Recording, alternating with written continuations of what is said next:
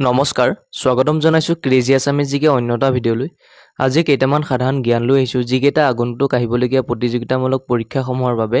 আপোনালোকৰ বাবে সহায়ক হ'ব আহকচোন চাওঁ সেই সাধাৰণ জ্ঞান কেইটা প্ৰশ্ন 1 অসমৰ জাতীয় সংগীতটোৰ নাম কি এই অপচনসমূহৰ ভিতৰত আপোনাৰ শুদ্ধ উত্তৰ হ'ব বি অ মোৰ আপোনাৰ দেশ নেক্সট কুৱেশ্যনটো হৈছে অসমৰ জাতীয় শ্লোগানটো কি এই অপচনসমূহৰ ভিতৰত আপোনাৰ শুদ্ধ উত্তৰ হ'ব এ জয় আই অসম কুৱেশ্যন নম্বৰ 3 অসমৰ সাহিত্য সমাজখনৰ নাম কি এই অপচনসমূহৰ ভিতৰত আপোনাৰ শুদ্ধ উত্তৰ হ'ব ডি অসম সাহিত্য সভা 4 নম্বৰ প্ৰশ্নটো হৈছে অসমৰ ৰাজ্যিক ভাষাটো কি এই অপচনসমূহৰ ভিতৰত আপোনাৰ শুদ্ধ উত্তৰ হ'ব বি অসমীয়া কুৱেশ্যন নম্বৰ 5 অসমৰ জাতীয় উৎসৱ কি এই অপচনসমূহৰ ভিতৰত আপোনাৰ শুদ্ধ উত্তৰ হ'ব এ বিহু নেক্সট কুৱেশ্যনটো হৈছে অসমৰ ৰাজ্যিক নৃত্যটোৰ নাম কি ইয়াৰ ভিতৰত আপোনাৰ শুদ্ধ উত্তৰ হ'ব এ বিহু নৃত্য 7 নম্বৰ প্ৰশ্নটো হৈছে অসমৰ শাস্ত্ৰীয় নৃত্যটোৰ নাম কি এই অপচনসমূহৰ ভিতৰত আপোনাৰ শুদ্ধ উত্তৰ হ'ব ডি সত্ৰীয়া নৃত্য কুৱেশ্যন নম্বৰ 8 অসমৰ ৰাজ্যিক ফুলটোৰ নাম কি এই অপচনসমূহৰ ভিতৰত আপোনাৰ শুদ্ধ উত্তৰ হ'ব চি কপৌ ফুল কুৱেশ্যন নম্বৰ 9 অসমৰ ৰাজ্যিক গছজোপাৰ নাম কি এই অপচনসমূহৰ ভিতৰত আপোনাৰ শুদ্ধ উত্তৰ হ'ব চি হোলোং গছ নেক্সট কুৱেশ্যনটো হৈছে অসমৰ ৰাজ্যিক প্ৰাণীটোৰ নাম কি এই অপচনসমূহৰ ভিতৰত আপোনাৰ শুদ্ধ উত্তৰ হ'ব চি এশিঙীয়া গড় ইয়াৰ পাছৰ প্ৰশ্নটো হৈছে 11 অসমৰ ৰাজ্যিক চৰাইবিধৰ নাম কি ইয়াৰ ভিতৰত আপোনাৰ শুদ্ধ উত্তৰ হ'ব বি দেওহাঁহ নেক্সট কুৱেশ্যনটো হৈছে অসমৰ মুঠ মাটিকালি পৰিমাণ কিমান এই অপচনসমূহৰ ভিতৰত আপোনাৰ শুদ্ধ উত্তৰ হ'ব বি 78,438 বৰ্গ কিলোমিটাৰ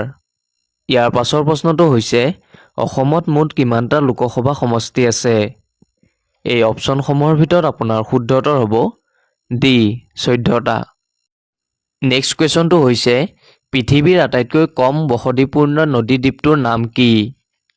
এই অপচনসমূহৰ ভিতৰত আপোনাৰ শুদ্ধ উত্তৰ হ'ব এ ময়ূৰ দ্বীপ কুৱেশ্যন নম্বৰ 15 অসমৰ সৰ্বোচ্চ জলপ্ৰপাতটোৰ নাম কি এই অপচনসমূহৰ ভিতৰত আপোনাৰ শুদ্ধ উত্তৰ হ'ব এ আকাশীগংগা নেক্সট কুৱেশ্যনটো হৈছে অসমৰ আটাইতকৈ ডাঙৰ হ্ৰদটোৰ নাম কি এই অপচনসমূহৰ ভিতৰত আপোনাৰ শুদ্ধ উত্তৰ হ'ব ডি হৰ্ণবিল কুৱেশ্যন নম্বৰ 17 অসমৰ আটাইতকৈ ডাঙৰ পুখুৰীটোৰ নাম কি এই অপচনসমূহৰ ভিতৰত আপোনাৰ শুদ্ধ উত্তৰ হ'ব চি জয়সাগৰ পুখুৰী কুৱেশ্যন নম্বৰ 18 অসমৰ সৰ্বোচ্চ আৰু আটাইতকৈ দীঘল নদীবান্ধখনৰ নাম কি এই অপচনসমূহৰ ভিতৰত আপোনাৰ শুদ্ধ উত্তৰ হ'ব এ সোৱণশিৰি নদী বান্ধ কুৱেশ্যন নম্বৰ 19 অসমৰ আটাইতকৈ দীঘল দলংখনৰ নাম কি এই অপচনসমূহৰ ভিতৰত আপোনাৰ শুদ্ধ উত্তৰ হ'ব বি ধলাশদিয়া দলং 20 নম্বৰ প্ৰশ্নটো হৈছে অসমৰ আটাইতকৈ দীঘল ৰাষ্ট্ৰীয় ঘাইপথটোৰ নাম কি এই অপচনসমূহৰ ভিতৰত আপোনাৰ শুদ্ধ উত্তৰ হ'ব এ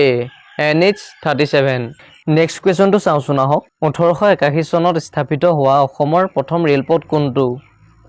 এই অপচনসমূহৰ ভিতৰত আপোনাৰ শুদ্ধ উত্তৰ হ'ব ডি ডিব্ৰুগড়ৰ পৰা মাকুমলৈ কুৱেশ্যন নম্বৰ 22 অসমৰ প্ৰথম ৰেলৱে জংচনটোৰ নাম কি এই অপচনসমূহৰ ভিতৰত আপোনাৰ শুদ্ধ উত্তৰ হ'ব এ মাকুম নেক্সট কুৱেশ্যনটো চাওঁচোন আহক অসমৰ সৰ্ববৃহৎ ৰেল ষ্টেচনটোৰ নাম কি এই অপচনসমূহৰ ভিতৰত আপোনাৰ শুদ্ধ উত্তৰ হ'ব ডি ডিব্ৰুগড়